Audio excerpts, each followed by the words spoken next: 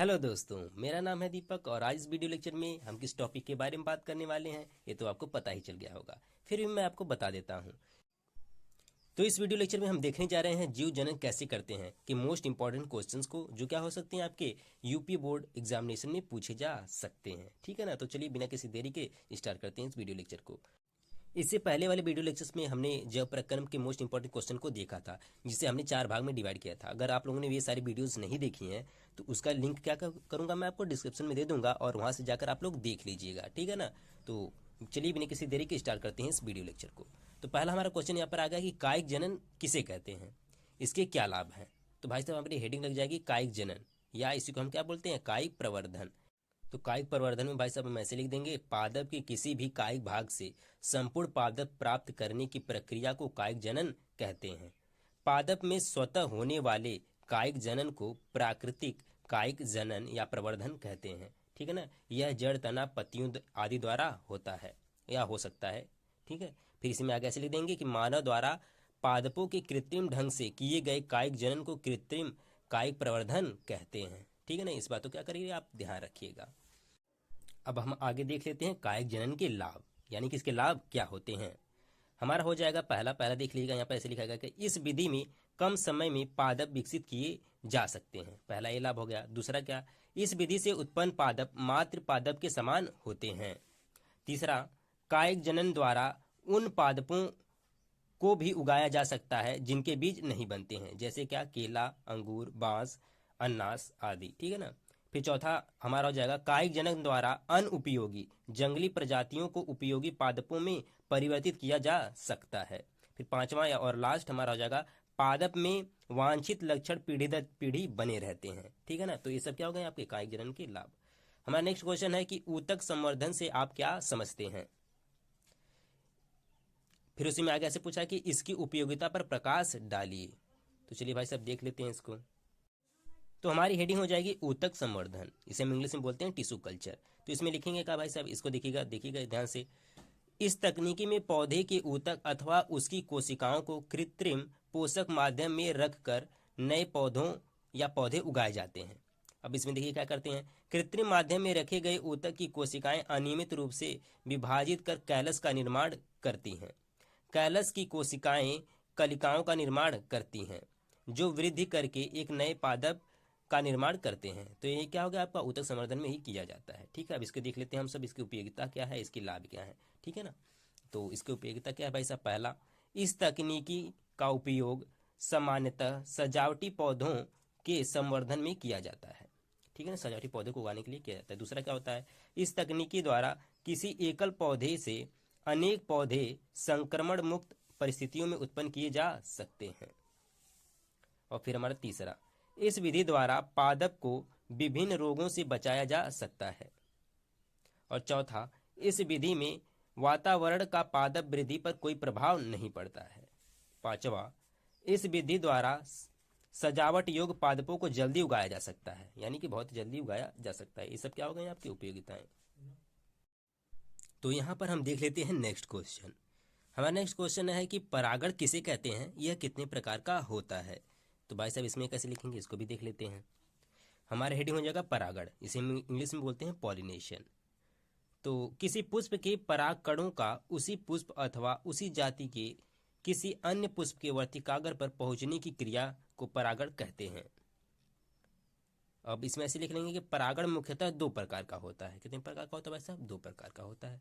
पहला होता है आपका स्वपरागण, इसे हम बोलते हैं इंग्लिश में सेल्फ पॉलिनेशन। इसमें हम ऐसे लिखेंगे, जब एक पुष्प में परागकोशों से परागकण निकलकर उसी पुष्प के वर्तिकाग्र पर गिर जाते हैं तो इस क्रिया को स्वपरागण कहते हैं। स्वपरागण के लिए माध्यम की आवश्यकता नहीं होती है, उसी में आगे ऐसे लिख दिया जाएगा। फिर हमारा दूसरा हो जाएगा पर परागण, क्रॉस पॉलिनेशन।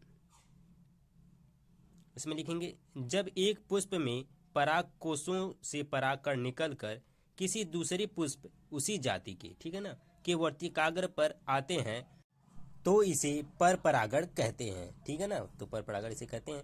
देखिएगा, पर परागण के लिए माध्यम की आवश्यकता होती है। जैसे क्या आपका माध्यम कौन होगा, जल होगी, वायु होगी, या तो कोई क्या होगा, कीट होगा आदि। ठीक है ना। तो चलते हैं हम सब नेक्स्ट क्वेश्चन की तरफ। हमारा नेक्स्ट क्वेश्चन जो दिया गया है काफी बार पूछा भी जा चुका है बोर्ड एग्जाम में, ठीक है ना। तो देखिए दिया गया है कि परिवार नियोजन से आप क्या समझते हैं, परिवार नियोजन की विभिन्न विधियों का वर्णन कीजिए, ठीक है ना। एक क्वेश्चन बहुत ही इंपॉर्टेंट है, तो इसको जरूर से क्या करिएगा, आप लोग याद कीजिएगा। इसमें सारे क्वेश्चन इंपॉर्टेंट है। तो हमारी हेडिंग हो जाएगी परिवार नियोजन यानी कि फैमिली प्लानिंग। तो देख लेते हैं भाई साहब परिवार नियोजन होता क्या है। इसमें हम ऐसे लिखेंगे कि परिवार कल्याण हेतु बच्चों की संख्या सीमित या नियंत्रित करने के लिए परिवार को नियोजित करना आवश्यक होता है। बच्चों की जन्म दर को नियंत्रित कर परिवार को नियोजित करने की यह प्रक्रिया परिवार नियोजन कहलाती है। इससे जनसंख्या वृद्धि पर रोक लगाई जा सकती है। जन्म नियंत्रण हेतु कुछ विशेष विधियों को उपयोग में लिया जाता है जो निम्नलिखित हैं। तो हमारी कौन कौन सी विधि है उसको देख लेते हैं भाई साहब। देखिएगा हमारी पहली जो विधि होती है वो क्या होती है, अस्थायी विधियां यानी कि टेम्पररी मेथड्स। तो इसमें पहला होता है आपका लूप अथवा कॉपर टी, ठीक है ना। तो इसमें कैसे लिखते हैं, स्त्रियां लूप लगवाकर गर्भधारण करने से अपना बचाव कर सकती हैं, ठीक है ना। लूप या कॉपर टी लगवाकर गर्भधारण से बचा जा सकता है। दूसरा क्या होता है, बी निरोध यानी कि कॉन्डोम, कॉन्डोम का यूज।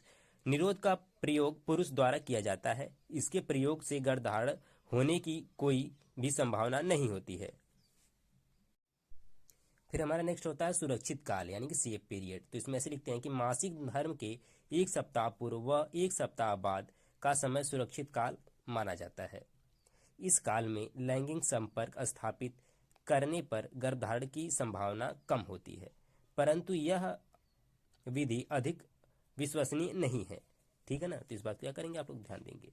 फिर हमारा होता है धैर्य यानी कि सेल्फ कंट्रोल। तो इसमें कैसे लिखते हैं भाई साहब, असुरक्षित यानी कि मासिक काल में आत्म संयम रखना चाहिए तथा लैंगिक संपर्क स्थापित नहीं करना चाहिए।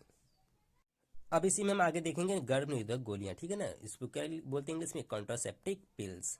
तो देखिएगा इसमें ऐसे लिख देंगे कि आजकल ऐसी गोलियां उपलब्ध हैं जिसके सेवन से गर्भधारण की समस्याएं समाप्त हो जाती हैं। स्त्रियों के लिए अनेक प्रकार की गर्भ निरोधक गोलियां उपलब्ध हैं, जैसे कि क्या होती है साहब आपकी माला डी, पल्स और क्या सहेली आदि, ठीक है ना। ये सब क्या है, गर्भ निरोधक गोलियां हैं। तो हम अब दूसरी विधि के बारे में पढ़ेंगे जो क्या है, अस्थायी विधियां यानी कि परमानेंट मेथड्स, ठीक है। तो इसमें पहला हो जाएगा हमारा महिलाओं का ऑपरेशन या नसबंदी, इसे हम इंग्लिश में बोलते हैं ट्यूबेक्टोमी, ठीक है। तो इसमें कैसे लिखेंगे भाई साहब, यह विधि पूर्ण तथा अस्थायी विधि है। इस विधि में स्त्रियों की अंडवाहिनी को काटकर बांध दिया जाता है, जिससे अंडाणु अंडवाहिनी में आगे नहीं बढ़ पाते हैं, ठीक है ना। तो क्या होता है, महिलाओं का ऑपरेशन होता है जिसे हम क्या बोलते हैं, नसबंदी बोलते हैं, ट्यूबेक्टोमी बोलते हैं। फिर दूसरा क्या है आपका पुरुष का ऑपरेशन, जिसे इंग्लिश में बोलते हैं वैसेक्टोमी, ठीक है, क्या बोलते हैं, वैसेक्टोमी। तो देखिएगा इसमें कैसे लिखेंगे भाई साहब, पुरुषों में शुक्रवाहिनी के ऑपरेशन से भी गर्भधारण की समस्या अस्थायी रूप से दूर की जा सकती है। इसमें पुरुष की शुक्रवाहिनी काट कर बांधी जाती है, ठीक है ना। देखिएगा आप लोगों ने अपने टेक्स्ट बुक में या अपनी किसी भी बुक में ऐसे ही ये वाला फिगर जरूर से देखा होगा, ट्यूबेक्टोमी का और किसका, वैसेक्टोमी का, ठीक है। इसमें ए और बी करके दिया गया है, ये वाला फिगर जरूर देखा होगा। तो चलिए चलते हैं हम नेक्स्ट क्वेश्चन की तरफ, जो हमारा क्या है, अलैंगिक जनन की अपेक्षा लैंगिक जनन के क्या लाभ हैं, ठीक है ना। तो इसको हम क्या कैसे इसका आंसर देंगे भाई साहब, इसको भी क्या कर लेते हैं, देख लेते हैं।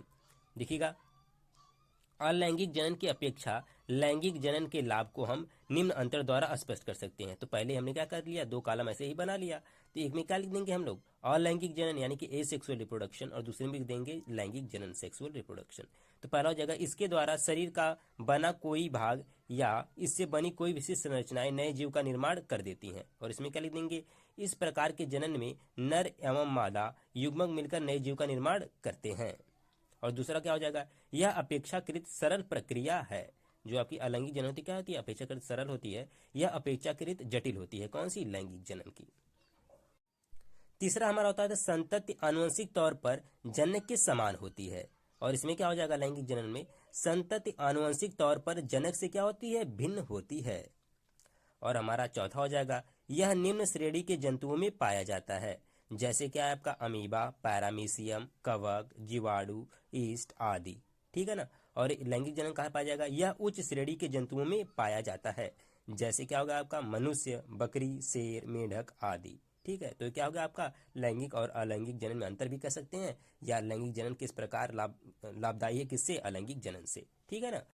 तो इस चैप्टर में इतने ही क्वेश्चन क्या थे आपके, बहुत ही मोस्ट इंपॉर्टेंट थे, और मैं आपसे बस इतनी ही दरख्वास्त करना चाहूँगा कि इन प्रश्नों को आप लोग जरूर से याद करके जाइए बोर्ड एग्जाम में, ठीक है ना। तो चलिए मिलते हैं नेक्स्ट वीडियो में, ठीक है, बाय बाय।